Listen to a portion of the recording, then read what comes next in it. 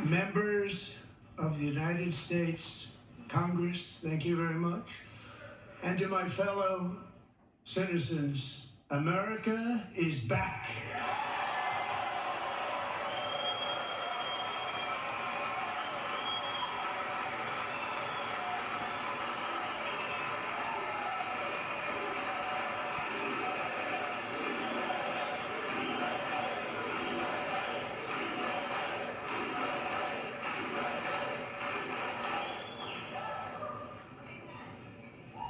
6 weeks ago, I stood beneath the dome of this Capitol and proclaimed the dawn of the golden age of America. From that moment on, it has been nothing but swift and unrelenting action to usher in the greatest and most successful era in the history of our country. We have accomplished more in 43 days than most administrations accomplished in 4 years or 8 years, and we are just getting started.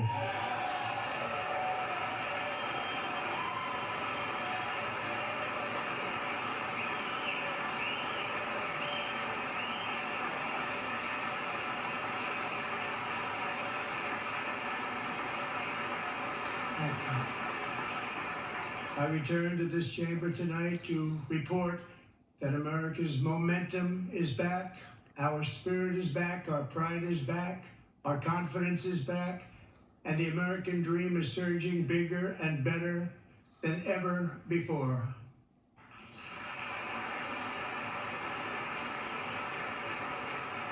The American dream is unstoppable, and our country is on the verge of a comeback, the likes of which the world has never witnessed and perhaps will never witness again. There's never been anything like it.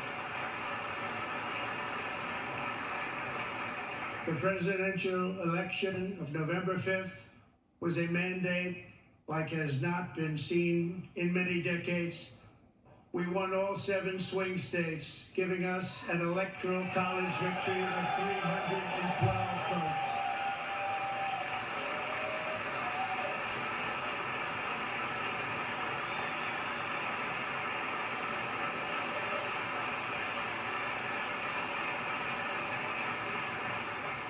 We won the popular vote by big numbers and won counties in our country.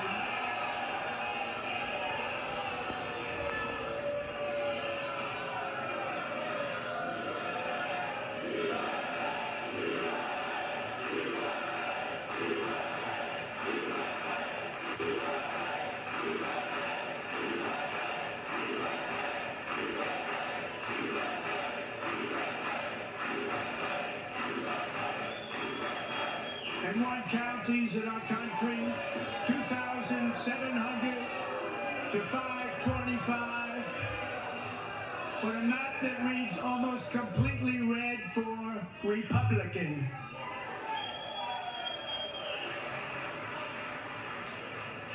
Now, for the first time in modern history, more Americans believe that our country is headed in the right direction than the wrong direction. In fact, it's an astonishing record, 27-point swing, the most ever.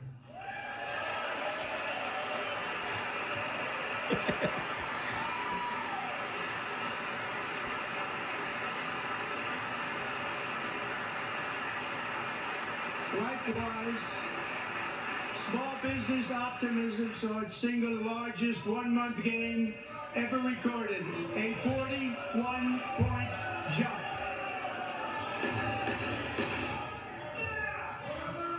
Members are directed to uphold and maintain decorum in the House and to cease any further disruptions. That's your warning.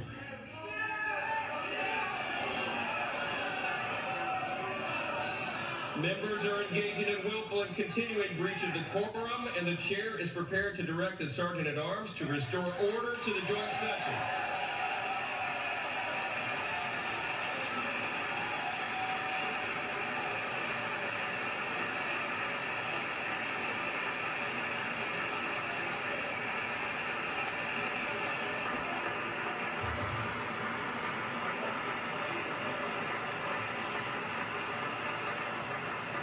Mr. Green, take your seat.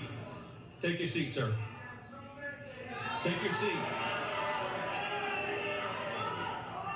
Finding that members continue to engage in willful and concerted disruption of proper decorum, the chair now directs the Sergeant-at-Arms to restore order. Remove this gentleman from the chamber.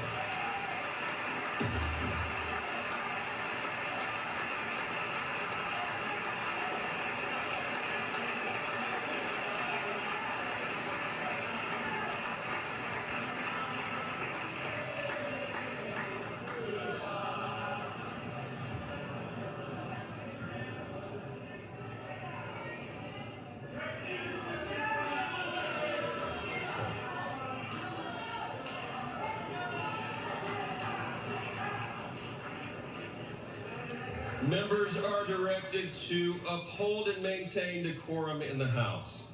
Mr. President, you continue. Thank you.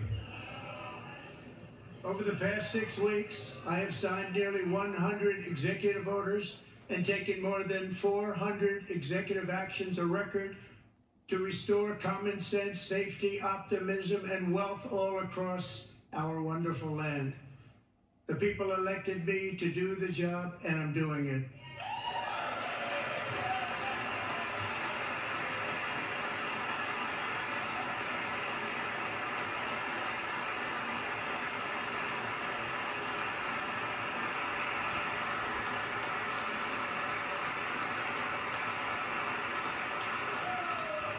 In fact, it has been stated by many that the first month of our presidency, it's our presidency, is the most successful in the history of our nation. By many.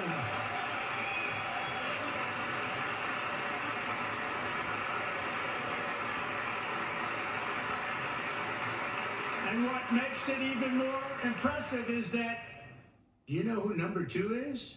George Washington. How about that? I don't know about that list, but we'll take it. Within hours of taking the oath of office, I declared a national emergency on our southern border, and I deployed the U.S. military and Border Patrol to repel the invasion of our country. And what a job they've done. As a result, illegal border crossings last month were by far the lowest ever recorded, ever.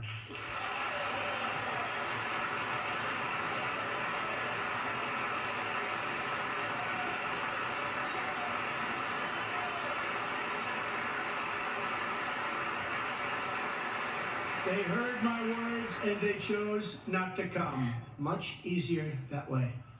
In comparison, under Joe Biden, the worst president in American history, there were hundreds of thousands of illegal crossings a month, and virtually all of them, including murderers, drug dealers, gang members, and people from mental institutions and insane asylums, were released into our country. Who would want to do that?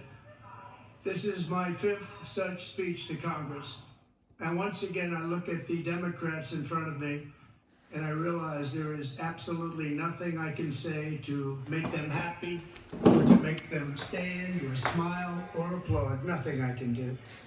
If I could find a cure to the most devastating disease, a disease that would wipe out entire nations, or announce the answers to the greatest economy in history, or the stoppage of crime to the lowest levels ever recorded, and these people sitting right here will not clap, will not stand, and certainly will not cheer for these astronomical achievements. They won't do it, no matter what. Five times I've been up here. It's very sad, and it just shouldn't be this way.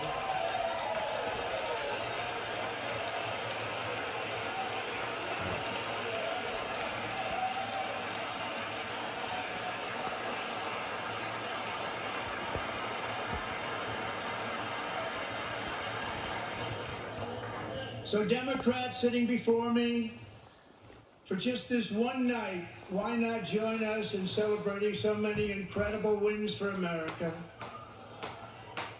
For the good of our nation, let's work together and let's truly make America great again.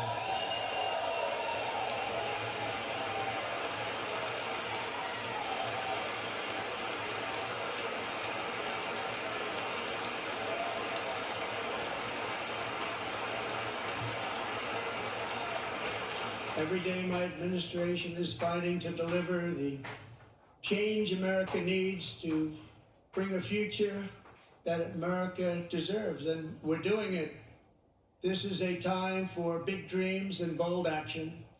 Upon taking office, I imposed an immediate freeze on all federal hiring, a freeze on all new federal regulations, and a freeze on all foreign aid.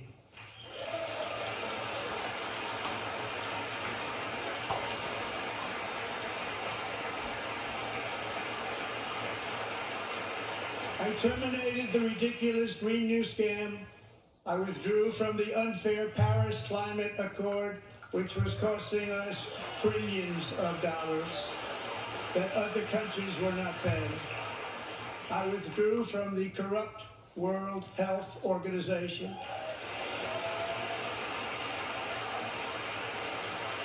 And I also withdrew from the anti-American UN Human Rights Council.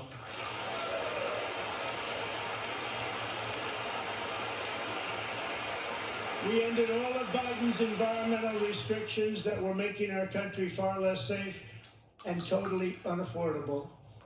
And importantly, we ended the last administration's insane electric vehicle mandate, saving our auto workers and companies from economic destruction.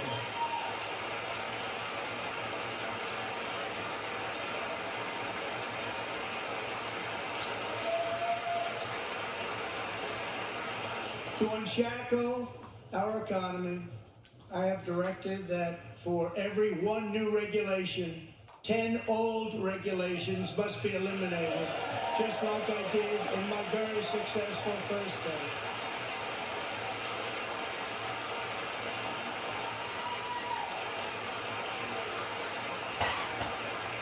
And in that first term, we set records on ending unnecessary rules and regulations, like no other president had done before. We ordered all federal workers to return to the office. They will either show up for work in person or be removed from their job.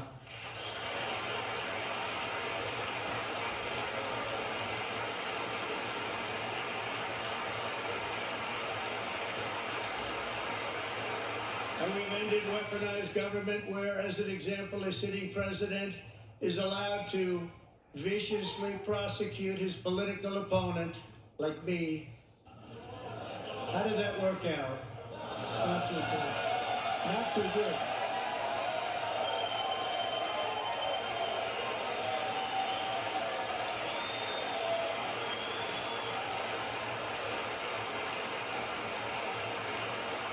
And I've stopped all government censorship and brought back free speech in America. It's back.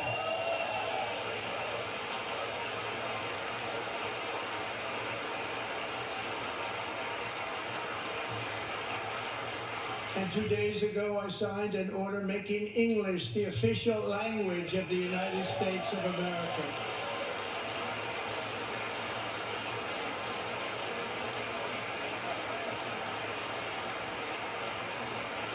I renamed the Gulf of Mexico the Gulf of America.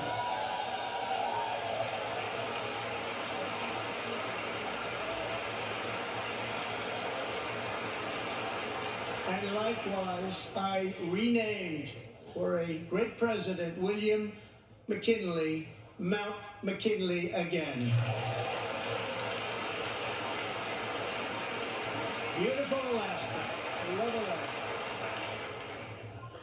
We've ended the tyranny of so-called diversity, equity, and inclusion policies all across the entire federal government and indeed the private sector and our military.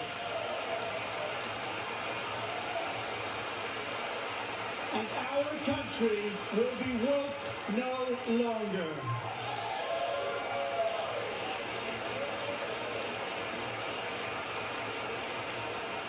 We believe that whether you are a doctor, an accountant, a lawyer, or an air traffic controller, you should be hired and promoted based on skill and competence, not race or gender.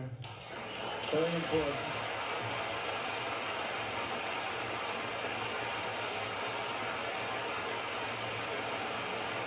You should be hired based on merit.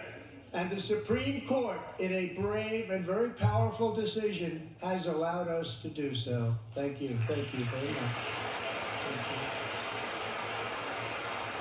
We have removed the poison of critical race theory from our public schools, and I signed an order making it the official policy of the United States government that there are only two genders, male and female.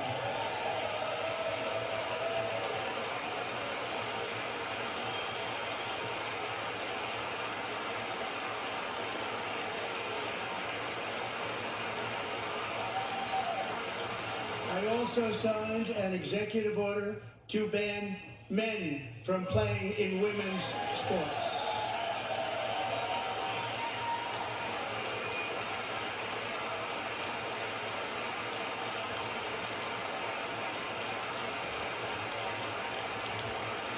Three years ago, Peyton McNabb was an all-star high school athlete, one of the best, preparing for a future in college sports.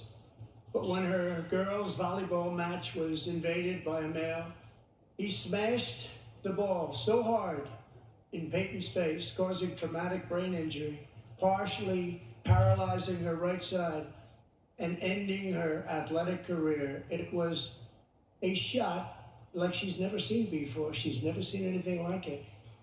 Peyton is here tonight in the gallery, and Peyton, from now on, schools will kick the men off the girls' team, or they will lose all federal funding.